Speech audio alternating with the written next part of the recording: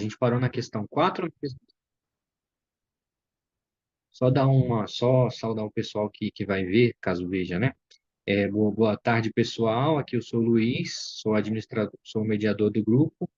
A gente vai ler a questão 90, vai continuar a leitura da questão 93. Nosso amigo Guenon está aí com a gente. Nós lemos os artigos 1 a 4. Deixa eu ver se foi os artigos 1 a 4. Foi os artigos 1 a 4 na reunião passada. E hoje nós vamos continuar o artigo 5 da questão 93, que trata do ser humano como imagem e semelhança de Deus. A gente tem mais uma De novo, companhia aí também, ó. tem alguém chegou aí? Boa tarde. Não sei se ele tá podendo Boa falar. tarde.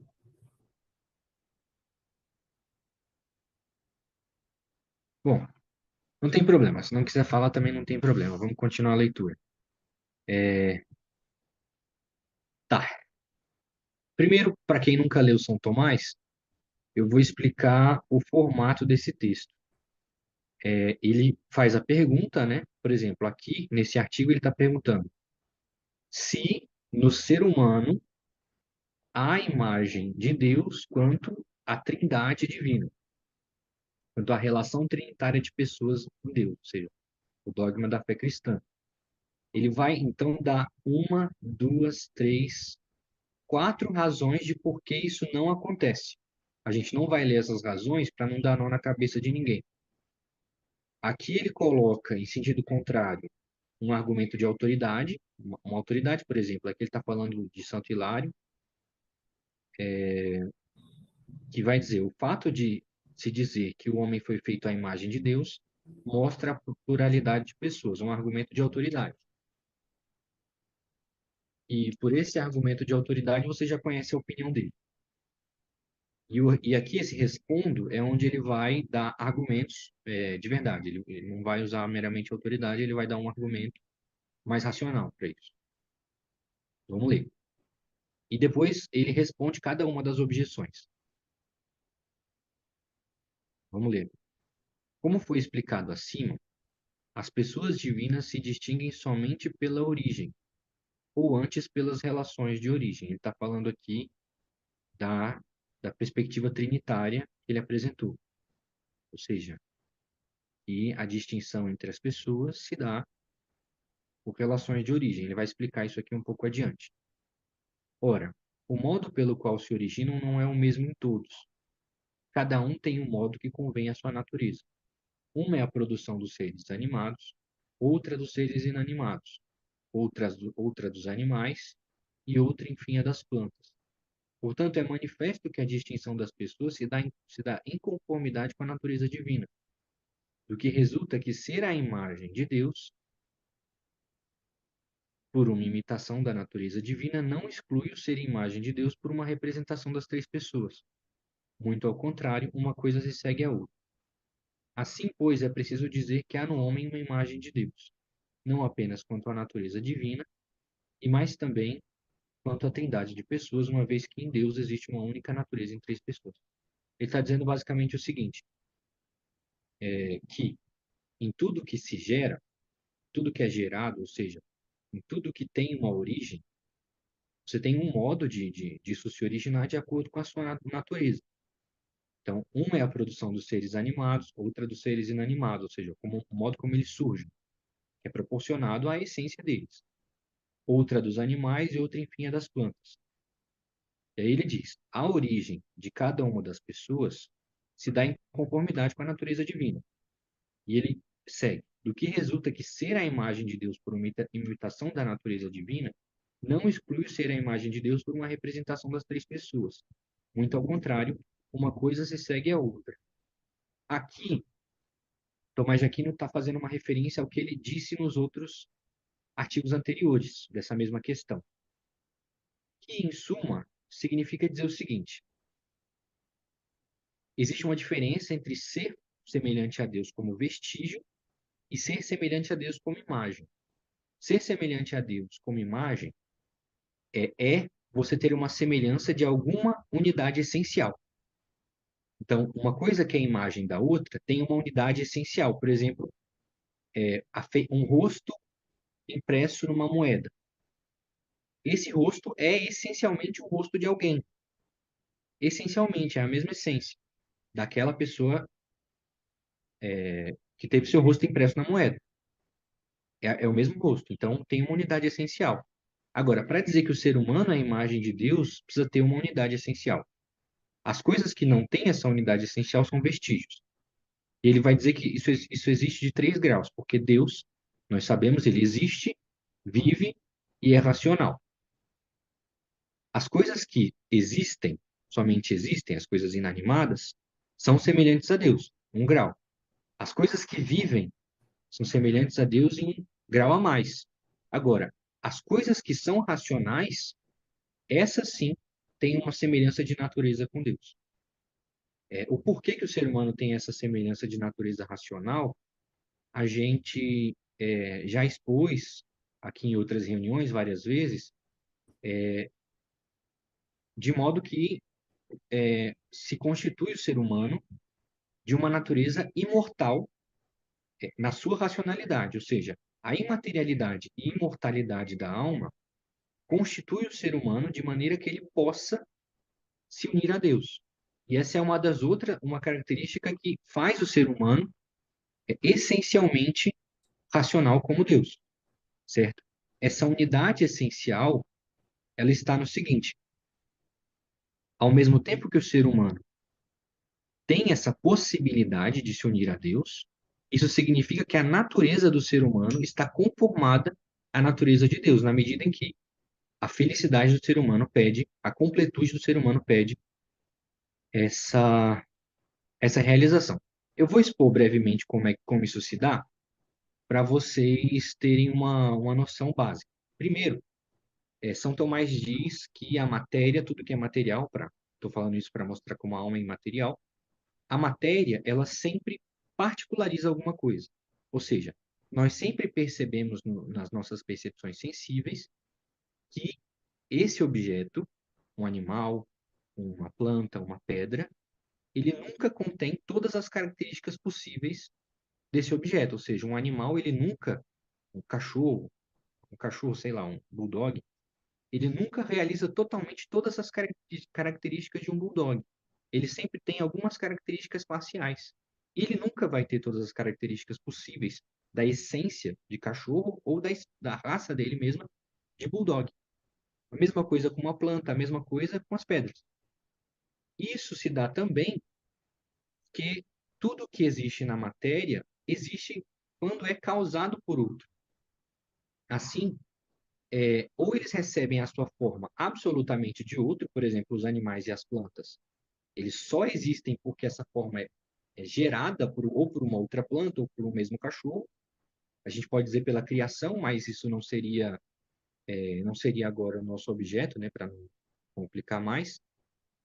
É, essa geração, ou seja, dar essa essência a alguma matéria, por exemplo, uma matéria que a planta absorve e ela transforma isso numa semente, ou o animal absorve alguma matéria pela alimentação, a planta pelas suas raízes, e eles transformam essas matérias em uma semente, um sêmen, tanto faz, e a partir disso se gera um outro ser vivo.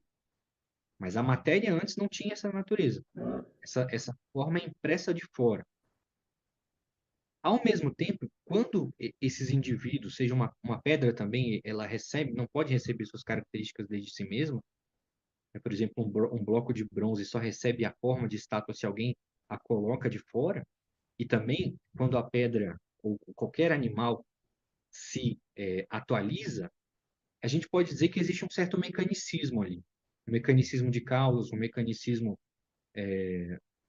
assim, por exemplo, as raízes das plantas geralmente recebem os seus nutrientes por uma espécie de osmose. É algo parecido com uma osmose, ou seja, a diferença de potencial entre o interno a parte interna da raiz e a parte de fora, ou a diferença de potencial, a diferença de líquido, né?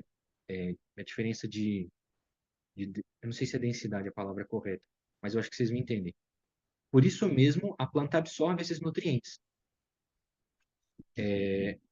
O animal, por exemplo, a gente pode dizer que existe um certo mecanicismo ali de respostas neuronais e tal, de percepção externa, de ação do animal. É o famoso condicionamento que a gente chama de psicologia. É algo como que não é exatamente um robô, mas ele age segundo um certo,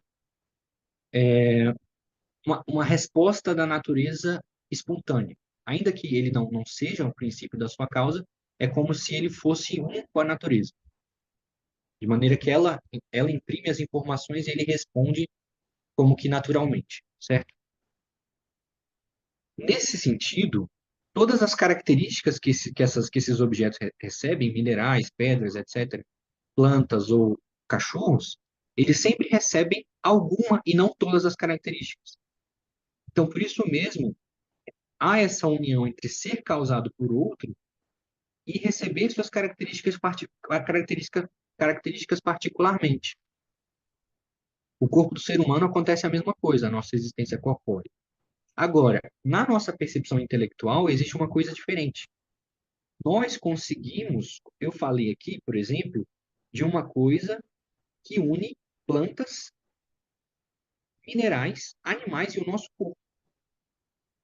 Eu falei de coisas, a vida mesma, que une as plantas e os animais, né? Essa característica da matéria de ser causada por outro e ser particularizada sempre na sua causalidade, no seu devir, é outra característica que eu consigo unir de todas essas. Eu posso chamar cada um desses entes de substância, de indivíduo. Então, assim, o ser humano ele pode sempre ver uniões essenciais naquilo que ele percebe, tensões indissolúveis. E pelo ser humano ser capaz de fazer isso com tudo que ele conhece, ele por isso mesmo não pode ser meramente material, porque nós não podemos dizer que o ser humano recebe essas intelecções desde fora, porque são coisas essenciais ao ser humano.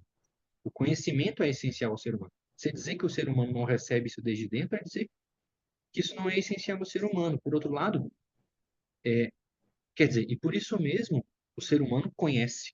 E se ele conhece é por causa de si mesmo. E ao mesmo tempo que ele conhece, ele não é limitado pelos particulares na sua percepção.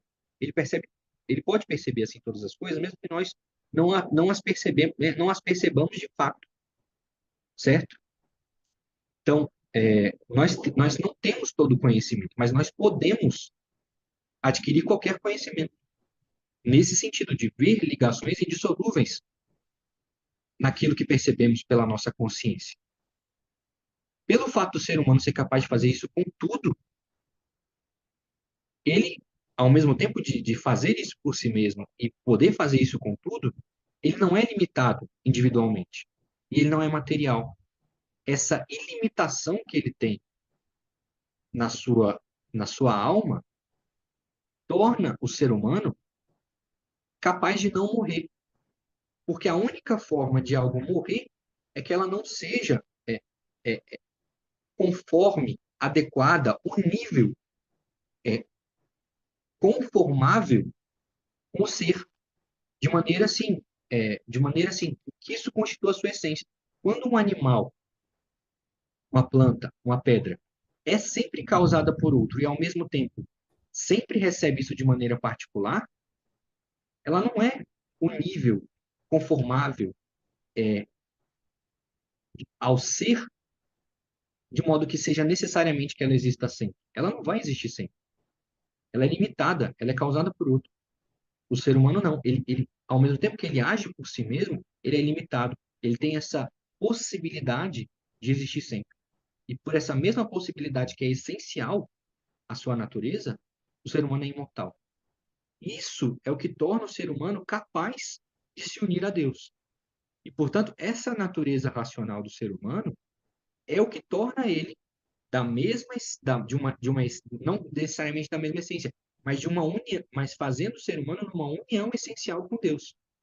Na medida em que, se o ser humano existe dessa forma, e ele existe para o infinito, porque ele pode ser o infinito, e assim, São Tomás diz, por isso mesmo nós desejamos existir sempre, só Deus pode ser essa felicidade do ser humano, na medida em que só Deus essa infinitude plena num eterno presente.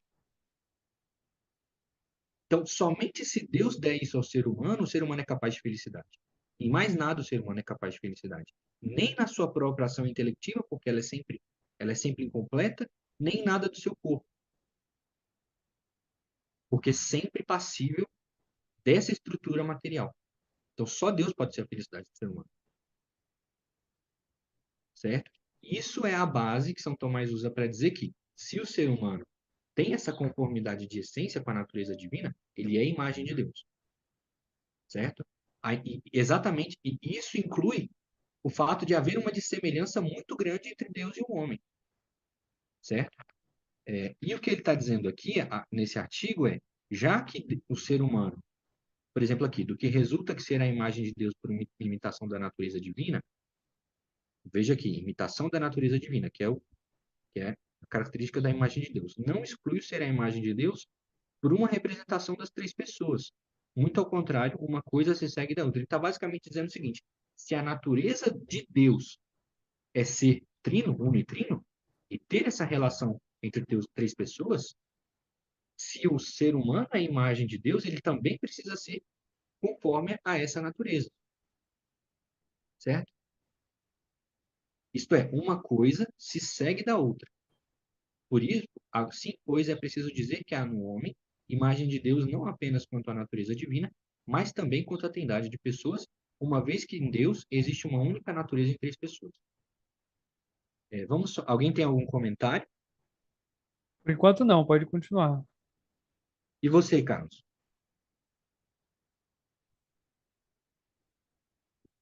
Eu não sei se ele está aí ainda. Não, então tranquilo. Então vamos continuar. Vamos ler só esse comentário de Santo Agostinho aqui, esses comentários aqui, que eu acho eles pertinentes. Mas, como diz Agostinho, infinita é a diferença entre essa trindade que está em nós e a trindade divina. Por isso diz no mesmo lugar, a trindade que está em nós, nós mais a vemos do que nela acreditamos. Pelo contrário, que Deus seja trino, nós mais acreditamos do que vemos.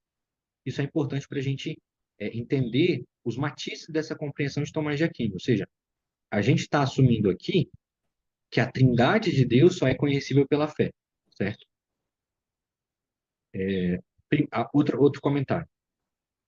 Primeiramente, porque se o Filho é semelhante ao Pai, em razão da igualdade da essência, e se o homem foi feito à semelhança do Filho, é necessário que o homem tenha sido feito à semelhança do Pai. Ele está dizendo basicamente o seguinte: a gente não pode dizer que o ser humano ele só é semelhante a uma das pessoas da Trindade, porque as pessoas da Trindade sempre se unem.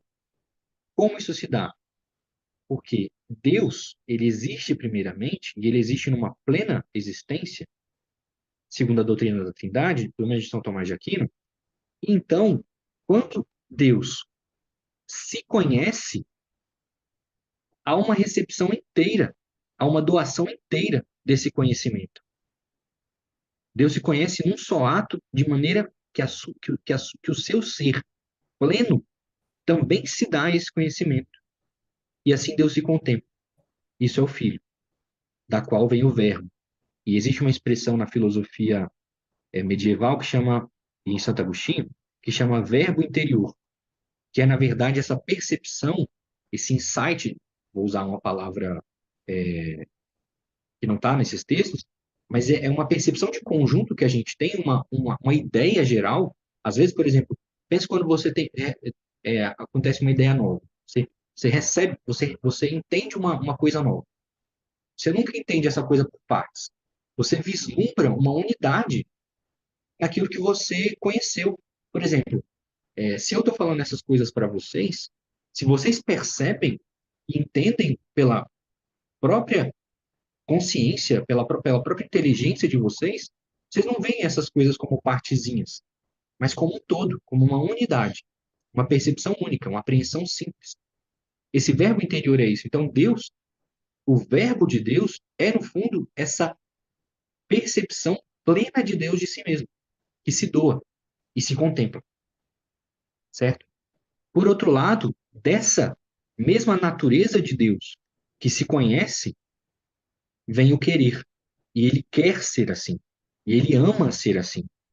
Disso, portanto, a partir do ser de Deus que se conhece, dessa primeira processão, vem a terceira, que é uma inspiração, ou seja, que é do Pai e do Filho ao mesmo tempo, vem o Espírito Santo.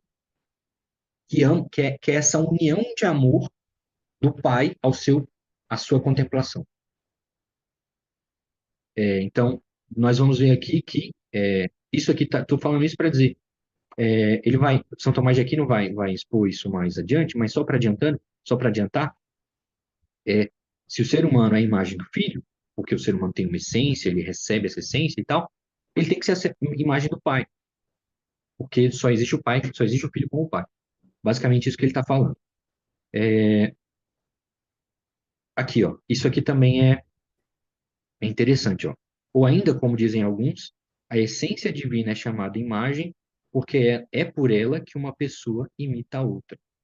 Ele está dizendo basicamente o seguinte, que quando essas pessoas se geram pela processão ou pela inspiração, Deus inteiro é doado. Então tem uma unidade ali, insolúvel. Então por isso que ele está dizendo isso aqui. Vamos para o artigo 6. E se a gente se acabar aqui no meio, gente, vocês me desculpem, tá?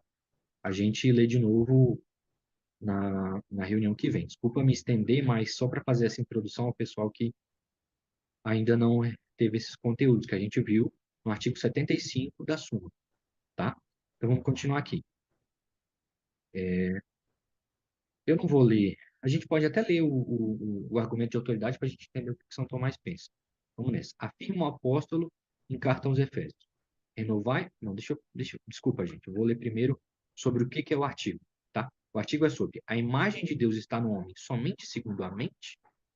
Ele vai definir mente nesse texto, tá? Uma definição bem breve, mas ele vai definir. Então vamos ver o que São Tomás primeiro pensa, segundo o argumento de autoridade. Afirma o apóstolo em carta aos Efésios. Renovai-vos no espírito de vossa mente e revesti-vos do homem novo. Por aí nos é dado conhecer que nossa renovação, que se faz revestindo-nos do homem novo, concerne a mente. Por outro lado, ele diz aos Colossenses, revestindo o homem novo, o qual continuamente se renova, para alcançar o conhecimento de Deus, segundo a imagem de seu Criador. Assim ele atribui à imagem de Deus a renovação que se realiza revestindo-se do homem novo. Portanto, ser a imagem de Deus é próprio apenas da mente.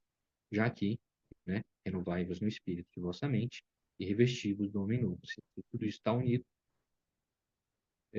a imagem de Deus, portanto, também se refere à mente. Respondo.